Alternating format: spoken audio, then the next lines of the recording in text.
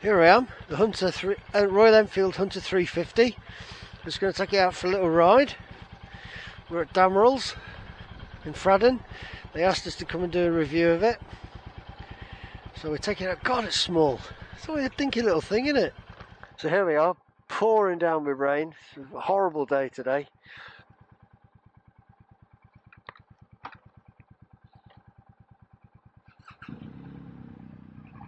But we're going to go out anyway. God, it's dinky. Royal Enfield Hunter 350. It's one of their new ones. Not been out very long.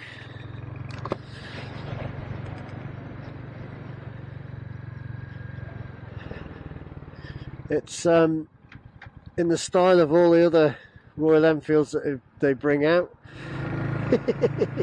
I actually quite like it. So 350 Hunter, brand new bike. Had a little bit of an issue where the fuel light was flashing at us, and it was just reading 1 bar on the fuel tank, and it just needed. We thought it was almost empty, so we weren't sure how far we'd be able to ride it. So we went back in, and Mark said, "Oh no, there's half a tank in there." So we've come out, and miraculously the tank sorted itself out.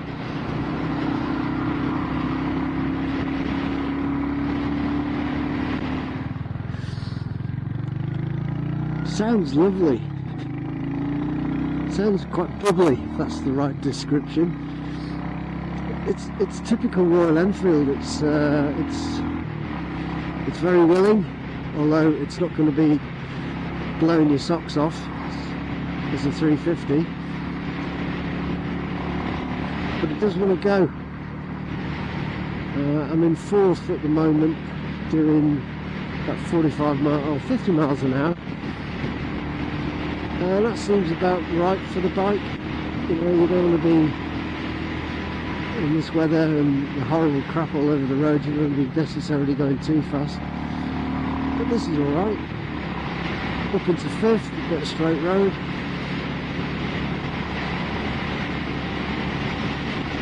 So for me, instantly what I found in this, once you've got above 40 miles an hour, because it's an unfaired, no screen on it, not even a little small screen, there is a lot of wind on your chest, so that tells me that it's not designed for long motorway rides, things like that. You'd be getting quite cold quite quickly. In fact, I can feel the chill, and it's about 8 degrees today, so the wind chill is probably substantially more. Or should I say the temperature should be quite a bit less, probably about 5-6 degrees. Like I say, it's a very basic bike. It has just the usual controls on the handlebars, which we'll go through and we have a little chat about it. I mean, it's a nice little bike, very small. I thought the riding position would be very cramped. As soon as I got on it, I could feel my hip flexors going, "Oh, what are you doing?" But it's a nice riding position, and I think it's probably the same riding position they use on all of their Interceptor type bikes. I don't feel like I want to have to lean forward. My legs are comfortable, my feet are comfortable on the pegs. It's easy to change gear. There's no difficulty, you know, finding the gear lever. So like I say, it's a 5-speed box, 1 down, 4 up. And it's quite hard, the route we're taking on to begin with. I mean, we start off, we get on the dual carriageway, and instantly we're travelling quite a big hill. So on a bike that's as small as this, it does take a while to get up to speed, but it'll do 70 miles an hour comfortably. We'll be able to work that out. There's loads of engine braking on this. I really like that on a bike. The exhaust sounds phenomenal. Is this your new bike? No, but I'm just going to put it on its centre stand, which it comes fitted with. Look at that. I thought you were going to struggle then. Do you know what this is? What is it? This is the Royal Enfield. I keep going to want to call it a BSA, but it's a Royal Enfield Hunter 350. I quite like it. I'd never buy one, but I quite like it. But you might do if you had enough money and you were looking for that sort of bike. It has got some really good valid uses, I think, though. But look how small it is. So what? Oh, are you going to start measuring in inches with your arms now? Yeah. Yeah, so that's it's probably about 6 foot. It's not much wider than your wingspan. And I'm not a big eagle.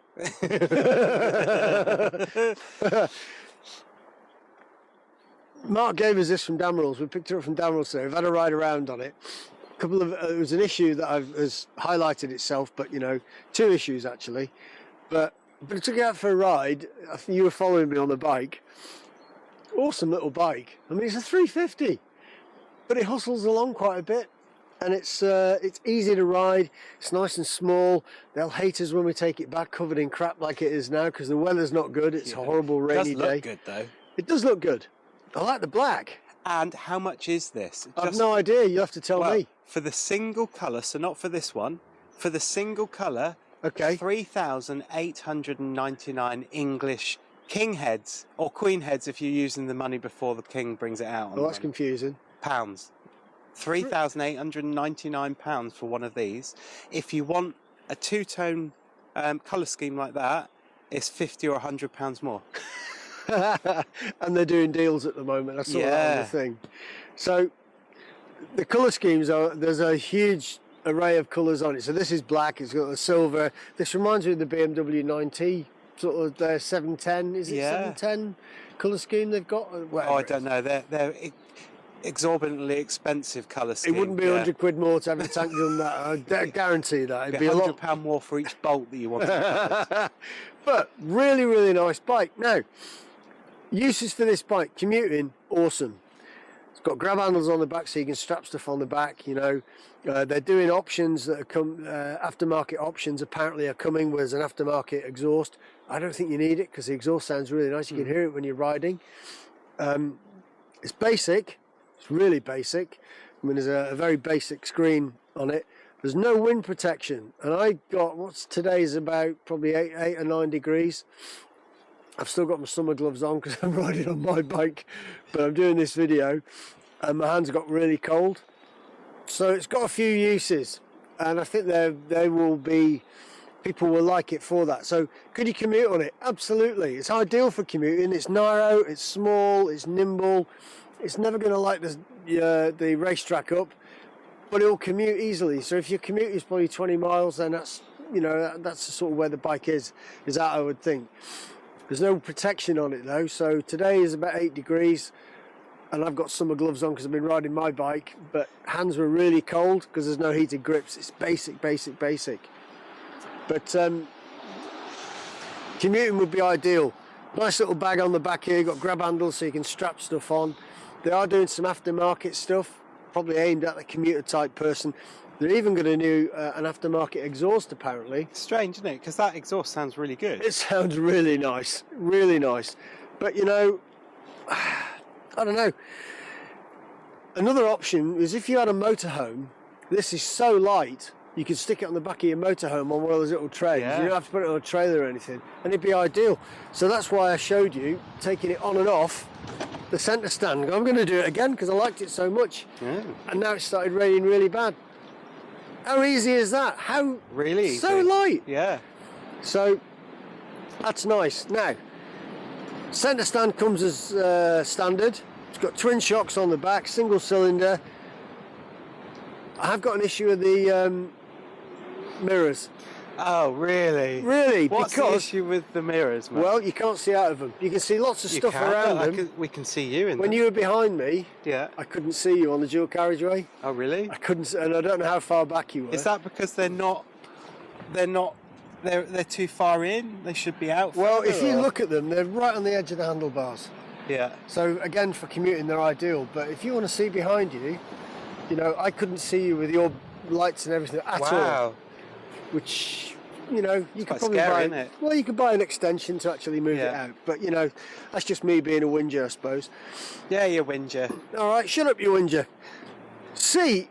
I looked at it and thought, oh, it's a basic bike, basic seat. It's like memory foam. It's really comfy. You would say it cups you. cups your buttocks. You weirdo. Yeah. So it's a really, really comfy seat.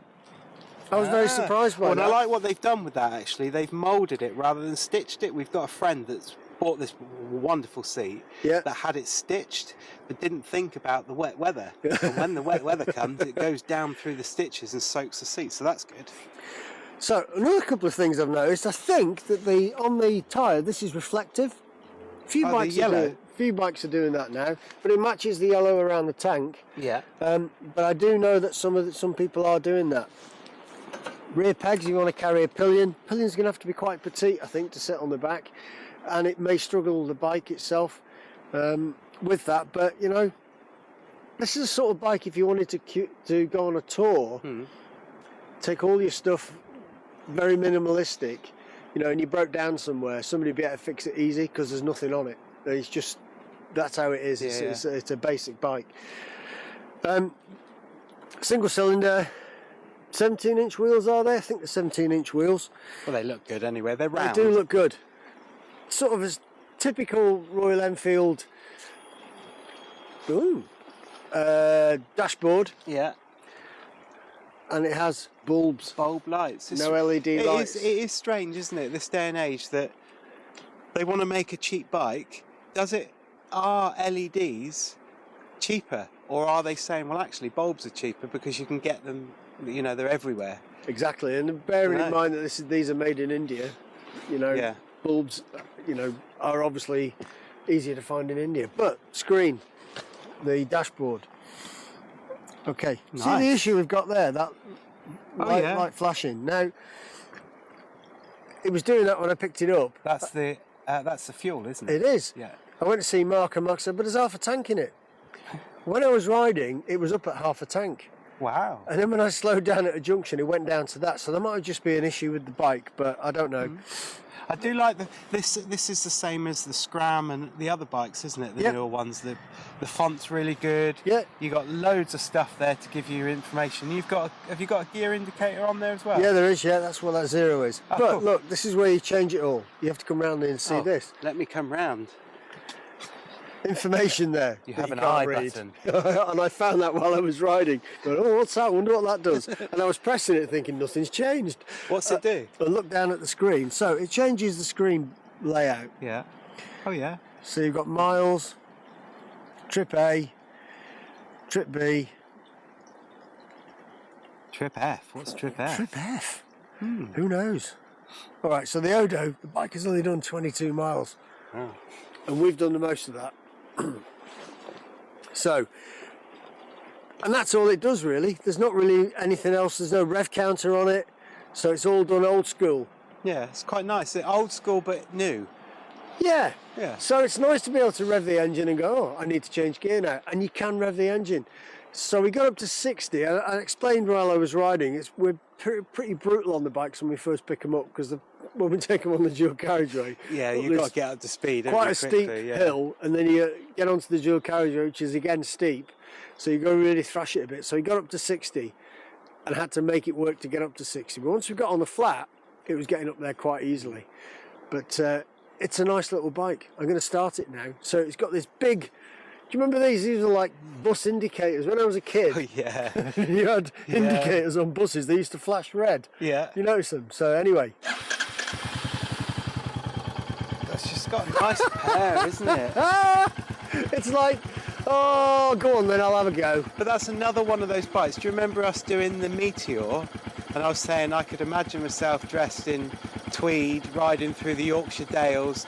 It's that noise that makes me feel like that. It's just like a Sunday afternoon, beautiful weather rider. It's just an effortless sort of noise, isn't it? Yeah. Is that the right sort of thing? Anyway, but I want you to hear the exhaust, because the exhaust, once it gets wiggling along, it's quite poppy. A little bit of overrun on it. Yeah. Oh, it pops. Can't do it now.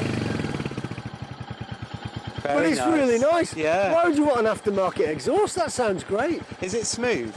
It's very smooth. Is it? The suspension is lovely on it. And it's quite flickable. I mean, the roads we take them on the video, you'll see they're windy roads and they're horrible at the moment because it's wet. But I felt very confident on it. So I'm going to switch it off now, just in case that fuel tank's empty. The tyres are good on it. I think they're tyres that are made, that come with the bike, obviously, and they are, I think they, can you remember what they were called? I don't know, but that's a 17-inch on the back. Yeah, there you go, CEAT. Oh, they're on most of the... That's what the Royal Enfields put on. Quite a chunky little tyre, nice little tyre though. Single disc on the back, obviously, but it's only a single disc on the front. Yeah. Now, you don't need a twin disc on this because it's never going to be that ragging it that hard. But I did notice when we came to the crossroads, I did have to squeeze a little bit harder to make it stop. No, that may be me being a little bit exuberant riding it. I don't know towards it, but I was chatting away and then I suddenly thought, oh, I need to stop now. Nice covers on the shocks. To keep all the crud out of it. Cast wheels. Well, I know you're still on the wheels. You carry on the wheels. Cast wheels. Yeah, look at what's at the back of the mudguard. That'll be one of those mudguard extenders. Yeah. Which nobody else puts on. I think Enfield do it on all their bikes. I know, and that's... I know that they probably don't do it in the best of way, do they, with screws going through the... But that's what this is about, isn't it? It's basic. You know, it's just a couple of self-tappers that are 3 self... But isn't it weird how it can be such a basic bike but have some of the things that people spend 20, 30 grand on a bike and then have to go and buy more? And this is only 3,800, did you say? £3,899. They're ticking a lot of people's I mean, this boxes. one's the extra £50 or £100, so you're talking, what, 3,999? It's for ridiculous, that, isn't a it? 350 Hunter. And it looks nice. I always hark back to my dad had bikes that looked like this when I was a kid, back in the old days, you know. And they're quite nice, but I don't like them. I just don't like the style. But it does exactly what it says on the tin. It's a basic bike. It rides well. It's comfortable. It's cheap, and it has a lot of options you can use it for. So do I like it? Yeah. Would I buy one? Not for me because it doesn't suit what I need. It just looks nice. What do you think? I like it. I'm drawn to bikes with the colours as well as how they look. And it looks like a beefier Scram to me. And I like the Scram, but it looks like a beefier Scram. The seat looks more comfy, even though the Scram seat was really nice. But I like the tiny bits of detail with the colour. Yep. Because you can have a bike that reflects how you want it to be. So you can have, I think there's white and blue, there's just white, there's other colours. There's loads of colours, there's loads of colours. There's this colour as well, so yeah. I think the colour makes the bike look how you want it to look, if that makes sense. Definitely, yeah. I've got to be honest, if I had a choice between this and the Scram, I'd go for the Scram. And I'd go for the Scram above the Himalaya. Although I really like the Himalaya. But again, these are bikes where you say, okay, this is what it does. You know, I'm never going to be racing around a racetrack on it. I'm going to be putting it along country lanes, and that's fantastic because this will do that all day, assuming that fuel tank's full. Yeah. But all the details of all the horsepower and all the rest of it will be put up on the screen, I'm sure, because Toby does all that. Nice bike, cheap. If it's a first bike for somebody, you know, awesome bike. Yeah. Cut your teeth on this. Cheap. Well, cheap in terms of money, but not cheap in the enjoyment that you get out of that Absolutely bike, not. I was grinning like a 3-badge rock ape, as they say in the Navy. It's bulging. It was just nice fun to ride it. So go and see, Dameral's in Cornwall. Other vendors are available. Yeah. But in Cornwall, only they're the only ones that are selling Enfields, I think. And they're doing good deals at the moment, aren't they? They're so doing pop really in well. and see them. So they're really friendly. They'll sort you out with a good deal. They will do. If you like the video, give us a thumbs up, subscribe. There's alarms and all that kind of stuff. You have to press buttons, and it's not difficult. But we'll see you in the next vid.